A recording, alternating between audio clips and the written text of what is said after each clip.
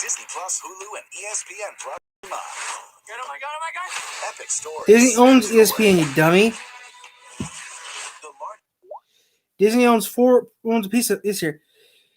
Disney owns 30%. Fox owns 30%. Now altogether they own 60% of Hulu.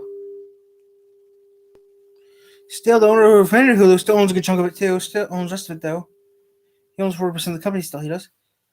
To my knowledge, he still owns okay. Betamax. Something about Betamax is Ben Young's Betamax. Instead of the Corona crap, he's not going to be able to do stuff. Welcome to an, alas, tethered edition of Ben's Junk. Well, I mentioned a few Ben's Junks ago, actually when I covered the old SLO 325 here, that I'd been on the lookout for the wired remotes that can be used with this unit for a while. Yeah. But I just wasn't going to pay the, at times, triple figure price for just one of them.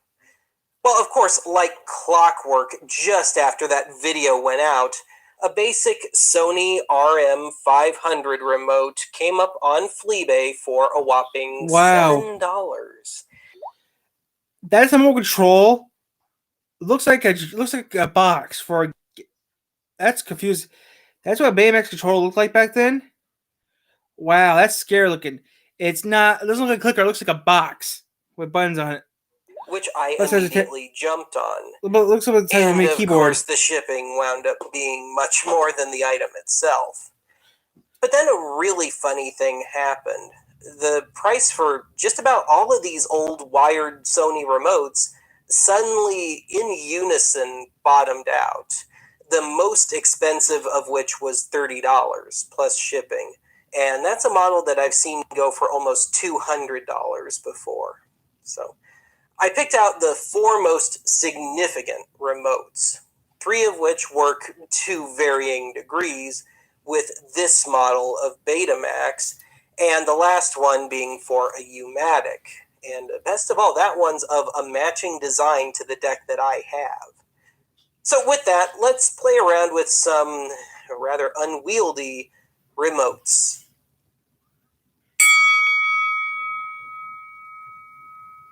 RM500. Okay, let's start with the basic one. And as it turns out, strangely enough, the one that's been most useful to me with this unit. And that would be my $7 RM500. Now, let me note that none of the 3 remotes I've got that can be hooked up to this particular unit work 100%.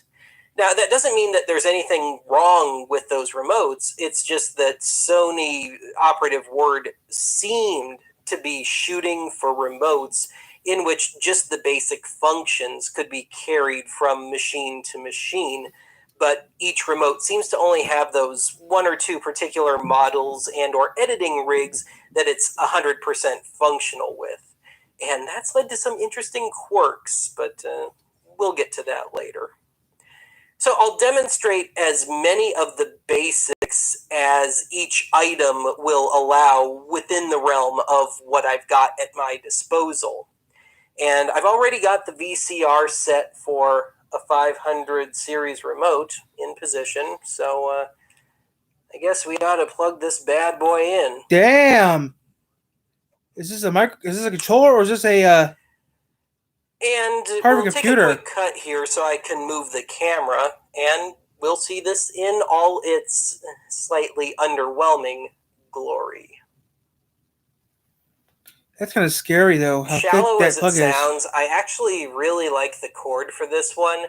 Not because it's a really nice cord or anything, though it is plenty heavy. It would take one hell of a rat to chew through it. But it's the only one long enough of any of the 4 remotes that I picked out that can get me back to the love seat so I can watch TV in full-blown couch potato mode. But anyway, I mentioned earlier that none of the 3 remotes that I can plug into the beta here are 100% functional. This is the most functional of the lot. The only thing that doesn't work is the search buttons here. But that's fine, because I can do anything that I would realistically want to do here. So, We can play and stop, rewind, fast forward, and also got a little archive going there. And we can fast forward, and if we want to do it in shuttle mode, I can hit the pause button, and it should kick into that. We can go the other way. That's kind of neat. Backwards. Oh, he's doing. And of course, He's we doing can duck and cover. He's stop doing it duck all. and cover. Hi, Wonderful. I'm just watching my Now, favorite the YouTube tape videos. I got in here has Collection. the record tab out of it already, but I can pop in a I'm watching one of my YouTubers I usually watch on Thursdays, and I'm just bored, so might do this for a little bit. Maybe later play some city game, or maybe do something else later. So I'm just killing time watching one of my favorite YouTubers I watch. This is the only guy I usually watch on Thursdays. Is Audio Archives. The other guy I usually watch today, he's not doing no video today that I want to watch. So he's the guy I usually watch on Thursdays, just him. And the other guy today, the guy I usually watch, said he wouldn't be doing a video today due to a birthday party. So one guy I'm watching today, then I can do all the videos I want to do. He put a video out this morning that I'm not going to do no video due to it's someone's birthday. So yeah, so that's pretty surprising. But I'm watching Ben here from the RD Archives.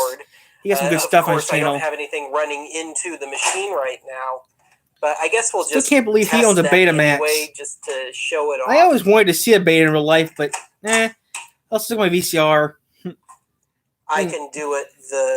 It's just weird. This controller this guy's using, this control, it's like a bar of his chocolate. It's like a big bar of chocolate is this guy's remote control. It's like a big brick of chocolate, guys, which is kind of scary still to me. And it's if I a wanted thick to boy. do the It's thick as a book. Multi-channel audio overdub thing, I can. You know those menus you get from a takeout restaurant? Yeah, they're simple. It's about the size of a takeout menu restaurant, but it's very, very thick. And it has a long A cord. RM300. Okay, so it's what the RM300 looks like. Okay, now that looks like a clicker. Into the quirky ones. Okay. This is the RM3. Okay, the RM500 looks like a bar of chocolate and it was thick. Now this is the RM300. It looks like your basic controller with like numbers on it with a digital display, which is pretty neat. And despite being the lowest numbered remote of today's lot, I'm pretty sure it's actually the most recent one. And really? I guess Sony was just going backwards with the numbers here. I mean, they did that at least once with the Betamax already, so why not? But anyway, you might have noticed here that there are no play, stop, rewind, or fast forward buttons, though we do have a nice pretty blue pause button. Well, I mean, you can play and stop and stuff with this, but you kind of have to do it in a roundabout way.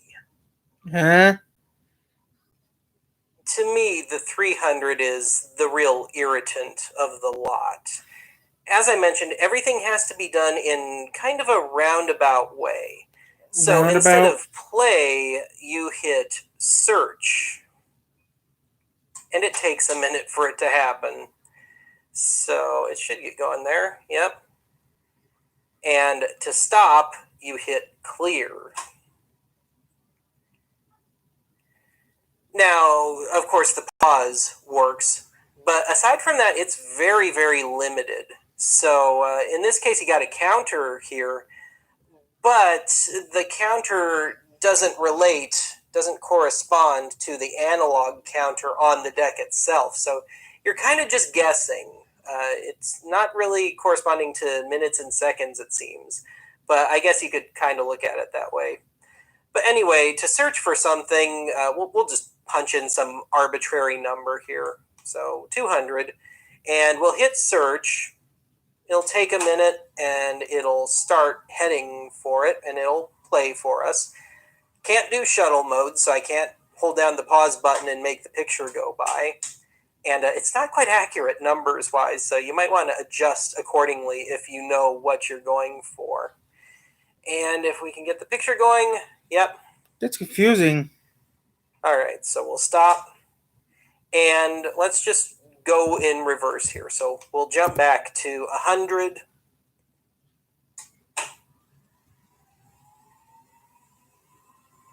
And it'll get going on its own. It'll skate right past 100 before it actually starts.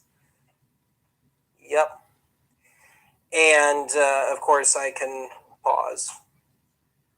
Whoop-de-doo. So, yeah, as far as I'm concerned, in this context, this is just kind of a toy. Maybe there's an editing rig that will be a little more effective with this, but within the realm of this, yeah, whatever. RX 353. This last semi-compatible remote That's is confusing the looking. true odd duck of today's lot. This is the RX 353. It's from 1979, and I have never been able to find a manual for it. I've only found a couple of general spec sheets online. Haven't seen anything in any of the AV Geek forums on it. No videos, no nothing. So I've just been kind of forced to do a lot of shooting in the dark with this one. Now, I mean, there is this little cheat sheet on the back, but it's proven to be pretty much useless, except for the bit about address search, but that was already on the 300, so I already knew that. But, yeah, it doesn't matter if I've got a pre-recorded tape in there or a blank tape. It just doesn't do anything. I can try and enter data all day long, like I can go into segment mode here, and I can punch in a number, but it doesn't keep it.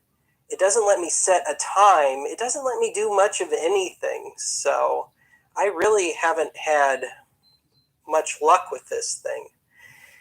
And I think I may have figured out why, though. The last confirmed model I can find that this works with would be the SLO 323.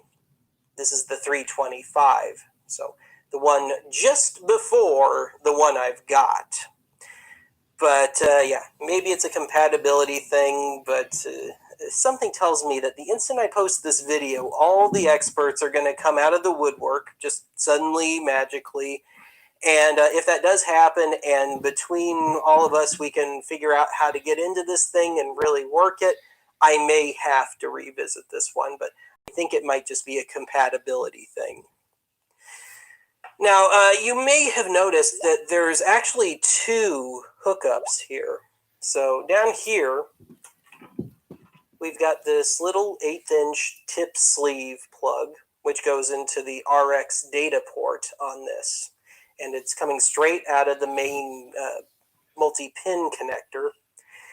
But if you don't have one of those ports, you can use an 1/8" to phono adapter. And you can stick it into the left channel audio input. So let me try and do that here.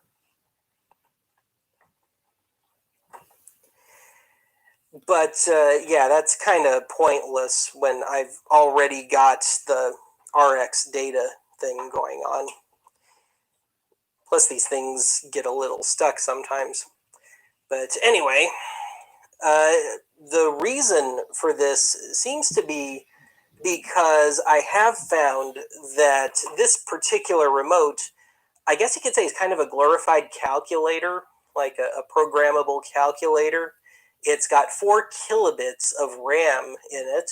Wow. So really kind of highfalutin stuff for 1979. Yeah, even but today. Yeah, it's for communication programming purposes, even if I can't Kilobits. quite make it work. Kilobits I know suck, but still, that's not bad for But in 1970. the end, I can't do The anything calculator has that more many with kilobits. this remote than I could the 300. The calculator has less than that. So the only real difference here is that now we have proper dedicated rewind and play buttons and stuff. But in the end, given the minimal difference, I think I'm actually going to skip the demo for this one, because I wouldn't be able to do anything with this that I didn't already show you with the 300. So on to the U-matic we go. Okay, I admit I'm a colossal liar. I am going to demo this real quick, just because unlike the 300, this will go in minutes and seconds when you're searching for things. I can kind of sometimes make shuttle mode work, but I haven't quite figured out that magic formula to make it happen automatically and reliably and all. But I do much prefer having the ability to punch in some time, so like 2 minutes relative to where we're at right now, and it'll search for it and play. And it's just a lot neater. And of course, I just like having the dedicated buttons as well. So we'll let it get up to the 2 minute mark here, and it's a lot more accurate too. It's within a second usually. So yeah, just wanted to show that off real quick. And let's see, we'll stop. Or actually, let's just pause just to show that it works, although it helps if you're not between moments. Me and my black screens on archive. Don't do them as much as I used to, but yeah, there we go. A proper pause and a proper stop. I much prefer this to the 300. The RM420. Okay, I had to go into guerrilla mode for this last segment because of the location of the VCR. Yeah, it's a little tight back here. But anyway, in my own little nerdy way, I was really looking forward to acquiring an RM420, this guy. Looks like a box. And that's because this finally effectively completes the setup for this VO2600. Got the VCR, got the tuner timer, and now we got the remote too. The only thing I could add to this now would be an RM400, which is an editing controller, but then I'd need a second deck, probably a similar one to hook it up with, and, it's not really practical for something like this, but certainly as far as this being a home video unit, I think I've finally gone all the way with this one. And believe it or not, despite the basic controls here, this was the expensive one of the lot. This was the $30 plus shipping one, but I just had to have it. And I mean, it matches and everything. And it really matches. I mean, the layout is the same. It's almost like I can just rip a chunk out of the VCR and carry it with me. But really, the only gripe I have about this, and it's a very tiny one, is the length of the cord. It doesn't quite get me that 8 or 9 feet back to the love seat. So I can still sit in the middle of the floor in front of the TV and control it. Not that that's going to happen a whole lot. I don't get a whole lot of U-matic tapes, but when I do, I'll probably be using this. But anyway, let's take a cut here. We'll pop a tape in here, and we'll demo this bad boy. All right, I've got a tape in there. We're all locked and loaded and ready to go here. And the tape that I've thrown in is this demo reel from a long-defunct ad agency called Atmospheres, based out of California. And this is already on Archive Annex, and I'm sure a fair chunk of my viewers have actually seen this already. But I guess I'll post a link to it in the video description if I remember. But otherwise, this is pure early 90s commercial corn. So let's get going, shall we? Now, I am not going to demo the record stuff here because it works the exact same way as the 500 did for the beta. So, yeah, just go back and rewatch that if you want to know how it works. Now, this predates shuttle modes, so I can't hit the pause button and have us watch what's going by in fast forward or reverse. So, yeah, oh well. And there is no play here. It is forward. And since we're at the beginning of the tape, we're going to have some black screen here. And I'm sitting right in the line of fire, so I guess I better strategically hold the remote here. But you notice the standby light came on there, and it is in perfect sync with the machine. I know you can't see it from this distance or this focus, but just trust me. Anyway, there's our demo reel. And it's got some real beauties on it. I've never run any of these on archive because it's done montage style, so a lot of times the ads aren't complete or they're hard to take out of context. But this is from the New Mexico Gas and Electric Board, if memory serves. And this is my favorite one. Frankie Avalon shilling for Sonic Drive-Ins. All right, let's fast forward here. We can watch the standby light.